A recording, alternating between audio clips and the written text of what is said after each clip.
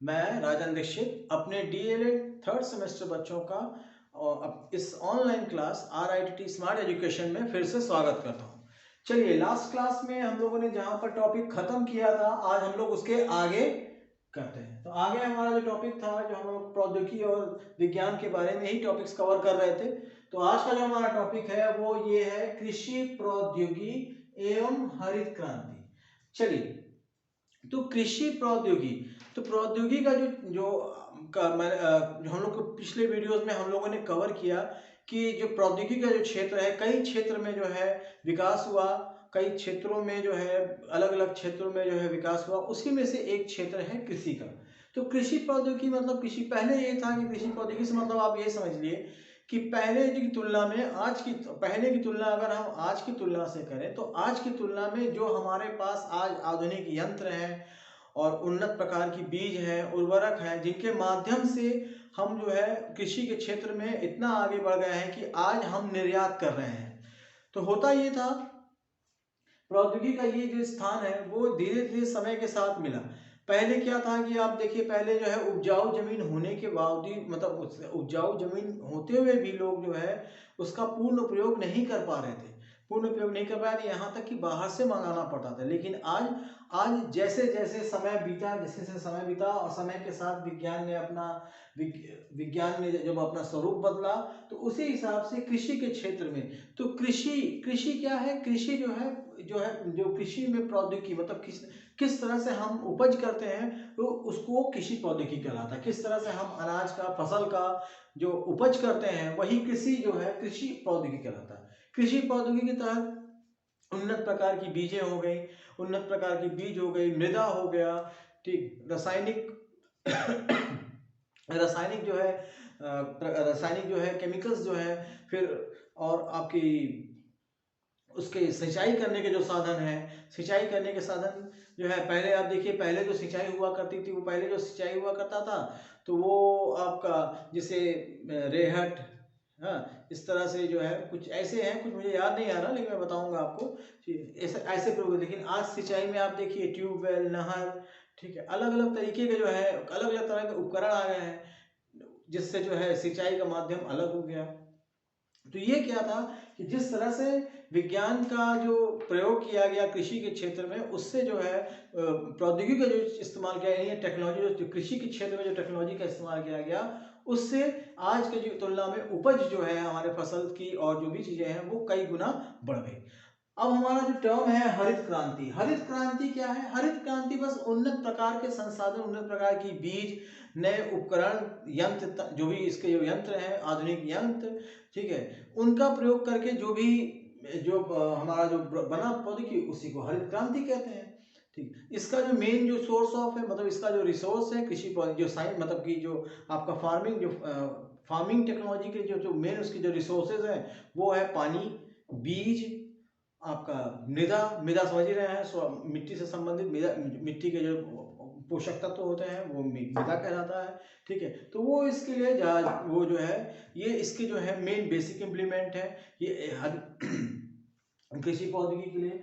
तो ये हमारा टॉपिक था कृषि प्रौद्योगिकी एवं हरित क्रांति। तो ये कॉमन सी चीजें हैं, ये फिर से एक बार मैं रिवाइज कर दे रहा हूँ। कृषि प्रौद्योगिकी का मतलब यही हुआ कि जो कृषि संबंधी प्रौद्योगिकी, मतलब किसी आज के क्षेत्र, मतलब आज के हिसाब से, आज के इस दौर में किस प्रकार से कृषि के क्षेत्र में टेक्नोलॉजी ने अपना योगदान दिया है, जिससे आज हमारे पास जो है उन्नत प्रकार की जो है उन्नत प्रकार की फसल है, वो उसका कारण है किस प्रकार से हम लोगों ने उसका उपयोग किया, किस तरीके से संसाधनों का प्रयोग किया, नए नए यंत्र आ गए, ठीक, उर्वरक आ गए, ठीक है, ऐसी ऐसी चीज़ों का प्रयोग करके मृदा की क्वालिटी को बदल दिया, जिससे जो है हमारा जो है उपज, जो फसल थी वो और मजबूत हो गया। अब हम लोग बढ़ते हैं नेक्स्ट टॉपिक पे। तो ये कृषि प्रौद्योगिकी हमने कवर कर दिया। अब हम आते हैं नेक्स्ट टॉपिक पे, वो है हमारे देश में प्रौद्योगिकी का उपयोग। हमारे देश में प्रौद्योगिकी का उपयोग, ये हम लोग लगातार वीडियोस में कर रहे हैं। हमारे देश में प्रौद्योगिकी उद्योग मतलब जैसे क्या हुआ, यही देखिए, आपके सामने है, मैं आपसे वीडियो कॉल में, मैं आपसे जो है ऑनलाइन क्लास कर रहा हूँ। तो यही तो एक प्रौद्योगिकी का ज्वलंत उदाहरण आपके सामने है कि किस तरह से मैं जो है आप जो है मेरे बातों को कई लोग देख रहे हैं, मेरी चीज़ों को कई लोग सुन रहे हैं, ऐसे कई लोगों की कई लोग चीज़ें। तो ये भी एक, ये हमारे, मतलब हमारे देश की एक जो है टेक्नोलॉजी के प्लस पॉइंट में है। कंप्यूटर्स हो गए, ईमेल हो गया, फैक्स हो गया, ठीक है, ट्विटर हो गया, फेसबुक हो गया, ये सब क्या है, इस तरह से हम लोग प्रयोग करके आज हम लोग एक दूसरे को जान रहे हैं, हम लोग एक दूसरे की बात सुन रहे हैं, ठीक है। तो ये सभी चीजें हम लोग जो है कर रहे हैं। फिर आपका शिक्षा के क्षेत्र में देख लीजिए, चिकित्सा के क्षेत्र में देख लीजिए, मनोरंजन के क्षेत्र में देख लीजिए, ठीक। फिर आपका राष्ट्रीय सुरक्षा के देख लीजिए, राष्ट्रीय सुरक्षा में देखिए अभी आपको ध्यान होगा कि हमारे देश में जो है राफेल की जो है एक खेप आई और अभी एक और भी आ गई है, ठीक है। तो ये लड़ाकू विमान, तो क्या है, ये हमारे देश में हम इस जो प्रौद्योगिकी है, मतलब जो टेक्नोलॉजी है, उसका किस तरह से हम प्रयोग कर रहे हैं, ये जो है हमारा ये इसी टॉपिक में आता है कि हम लोगों ने किस तरह से उसका प्रयोग किया। अब जो हमारा तीसरा पॉइंट है वो ये है कि विज्ञान और प्रौद्योगिकी के तीव्र विकास में मानव जीवन को हानि। जाहिर सी बात है कि जब प्लस होगा तो नेगेटिव जरूर होगा। अब इसमें बहुत सारी चीजें हैं, जब जैसे कारखाना है, जैसे कारखाने के जो भी अपशिष्ट चीजें हैं, जो नहीं है, जो वेस्ट मटेरियल है, वो पानियों में बहाया मतलब वो नदियों में बहाया जाता है। तो जाहिर सी बात है उससे जो है जो जल प्रदूषण होता है, उससे जीवों जो जल के जीव हैं उन पर असर पड़ता है, जल के जो भी ऑर्गेनिजम्स हैं उनको दिक्कत होती है, ठीक है। और जो कचरा पैदा होता है वो कहीं ना कहीं जाके ठहरता है, तो वो जब ठहरता है तो उस जगह की चीज़ों को नुकसान करता है। और उसमें आप और आगे हम इस बढ़ते हैं इस क्रम में, देखें वनों की कटाई हो गई, जैसे जंगल का जब हम काटते हैं, जब जंगल काटेंगे तो जाहिर सी बात है कि हमारे जो वातावरण है उस पर असर पड़ता है, तो उससे वायु प्रदूषण होने के चांसेस ज़्यादा बढ़ जाते हैं। और फिर हम अगर कृषि, जैसे मैंने अभी बताया कि कृषि प्रौद्योगिकी में अगर क्षेत्र में जाएं, जब कृषि प्रौद्योगिकी के क्षेत्र में जाएंगे, जाहिर सी बात है जिस प्रकार के जो उर्वरक या फिर जो आपके कीटनाशक हो गए और जो पेस्टिसाइड्स और इंसेक्टिसाइड जो इस्तेमाल किए जाते हैं, तो वो जो है जाहिर सी बात है जो मृदा जो सॉइल की जो मेन क्वालिटी होती है उसको जो है वो कम करता है, ठीक है। ये सब क्या है, ये सब हमारा ये उसके हानि में आता है कि मानव जीवन में इसका हानि। बहुत सारी ऐसी चीजें हैं, यही है आपका मोबाइल है, आप मोबाइल ज़्यादा इस्तेमाल करते हैं तो उससे रेडिएशन निकलता है, ठीक। जो रेडिएशन जो है हमारे बॉडी को बहुत इफेक्ट करता है। टीवी हो गया, टीवी के जो आजकल जितने भी एलईडी टीवी आते हैं उसमें भी रेडिएशन होता है। 3D टीवी आते हैं, इसको चश्मा पहन के दिखाया जाता है, तब भी वो कुछ ना कुछ परसेंट इफेक्ट करता है। तो ये सब क्या है कि साइंस और टेक्नोलॉजी का जो डेवलपमेंट हुआ, जो बहुत तेजी से डेवलपमेंट हुआ, उसका जो लोगों ने यूज किया, लेकिन साथ में ये उसके कुछ ड्रॉबैक्स हैं, मतलब कुछ ड्रॉबैक्स जरूर हैं जिसका असर जो है सीधे मानव जीवन पर पड़ता है। तो अब हमारा जो है यहाँ तक मेरे ख्याल से आपका ये 3 टॉपिक मैंने कवर कर दिया है। आज हमारा जो लास्ट टॉपिक है वो है हानियों से बचने के उपाय। हानियों से बचने के लिए, हानियों से बचने का उपाय का मतलब यही है कि किस तरह से हम ज़्यादा से ज़्यादा प्राकृतिक संसाधनों का सही से उपयोग करें और मानव जगत के लिए जितना जरूरी हो और उसका उसी हिसाब से उसका उपयोग करें, यही उसका सॉल्यूशन है। जैसे अब हमारे पास मोबाइल है, तो अगर हम दिन में मोबाइल में लेके अगर मोबाइल हम इस्तेमाल करते हैं तो हमारी आंखों को, कान को और उससे निकलने वाले रेडिएशन को हमारे ब्रेन पर असर पड़ता है। तो जितना हमें ज़रूरत है उतना ही इस्तेमाल हम करें। जितना अगर हमारे पास जो वेस्ट मटेरियल है, अगर हमारे पास जो कचरा है, उस वेस्ट मटेरियल को हम कहीं शहर से बाहर ले जाके इनपुट करें, आउटपुट करें, उसको बाहर करें।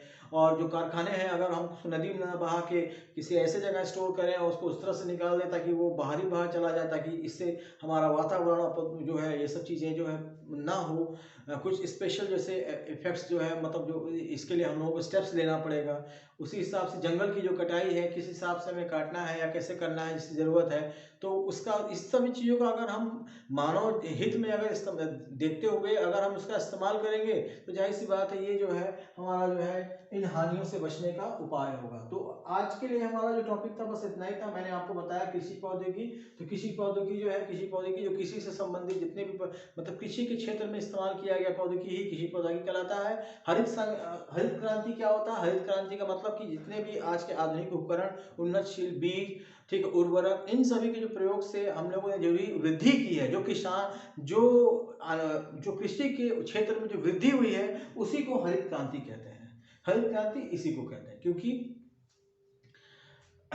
और फिर हम नेक्स्ट आते हैं इसमें हमारे देश में तो आपने बताया कि हम लोग, जैसे अभी आप हमारे सामने, मैं आपके सामने हूँ, आप मुझे देख रहे हैं, आपको देख रहा हूँ, या फिर मेरे बनाए हुए कई लोग देख रहे हैं। तो ये क्या है, एक उन्नत है, मैंने घर बैठे जो है कई लोगों तक अपनी बात पहुँचा दी। ये उसी का एक ज्वलंत एग्जाम्पल है, जिसको मैं ज़्यादा डीप में ज़्यादा बताने की जरूरत ही नहीं है, ठीक। विज्ञान और प्रौद्योगिकी के तीव्र विकास में मानव जीवन की हानि, यही मैंने आपको क्लियर कर दिया क्या क्या हानियाँ हैं और हानियों से बचने के उपाय। तो मेरे ख्याल से आज का टॉपिक जो है आप लोग क्लियर हो गया होगा। अगर नहीं भी होता है तो आप मुझे कमेंट बॉक्स में आके कमेंट करें, प्लीज़ मुझे बताएं, ताकि मैं उसमें और संशोधन कर सकूं और अच्छे से बता सकूं, ठीक है। और इसीलिए मैं छोटे छोटे वीडियो बना रहा हूं, ज़्यादा बड़े नहीं कर रहा हूं, ताकि बार बार आप उसको देख सकें, या फिर आपको लगता है कि मुझे कुछ असंतुष्टि है तो आप मुझसे कन्फर्म कर सकते हैं, मुझे बता सकते हैं। तो आज का जो हमारा वीडियो है, आज मैं इसको यहीं ख़त्म करूँगा। फिर हम लोग मिलते हैं नेक्स्ट वीडियो में। धन्यवाद।